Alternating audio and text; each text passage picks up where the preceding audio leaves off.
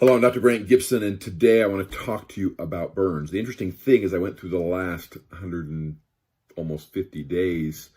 I noticed that I've never really talked about burns, and burns are a very common problem, very common issue that we run into with the feet, whether it be sunburns, whether it be stepping into a hot bathtub full of water, whether it's walking on hot cement, whether it's dumping hot water off the stove. The truth is there are multiple ways that you can actually get a pretty significant burn to the feet. So when it comes to burns, the feet is one of the areas that we do see these type of burns. So there are really 3 degrees of burns. First degree burns are just the minor burn. They really only affect the outer layer of the skin, and it usually causes redness and pain. A lot of times all you need to do is treat the heat, treat the symptoms, and allow them to heal. There's not usually a significant amount of treatment that is necessary. Some of the common treatments are aloe vera. There are certain types of burn gels. We, in our clinic, actually use a essential healing salve that is really, really good at taking away the discomfort and the pain of the burn within 3 to 5 minutes. Second degree burns are a type of burn that affects both the epidermis, the outer layer of the skin, and the second layer of the skin, or the dermis. It may cause significant swelling and redness, and you can even get white blotchy areas on the skin.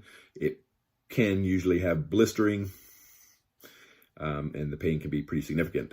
And this is kind of a continuum. So you can have a first degree burn that gets to the point where it's just barely a second degree burn, which still won't have blisters, or it can get a little bit worse and have the blisters.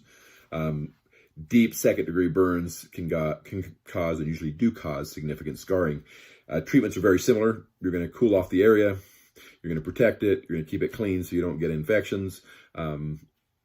The essential healing style that we talked about is very beneficial in here because we have found it to significantly reduce and often prevent scarring even in these severe second degree type burns. Third degree burns are significantly more serious. That these burns reach the point where they're actually damaging not just the skin, but they're also going deep enough that they cause damage to the nerves. Typically, they cause numbness, and you don't have any significant pain in these areas, but you've got black, brown, or white burned, charred areas. And again, in these areas, they need to be cleaned pretty well. They need to be protected from infection. There's a significant concern for losing of the fluids of the body because you removed your protective layer of the epidermis and dermis, so that they should be treated. And I recommend with a second degree and third degree burns, oftentimes you should be evaluated by a physician to make sure that there's not any significant additional damage. Although similarly, the treatments are usually quite common, where you're cleaning it up, protecting it from infection, protecting fluid loss, and then allowing it time to heal.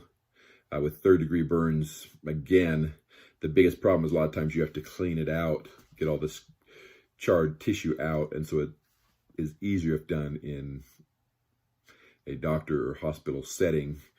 And we also worry about a significant amount of infection. So this is Dr. Brandt Gibson, and this is your Podiatry Tips Day 147, burns.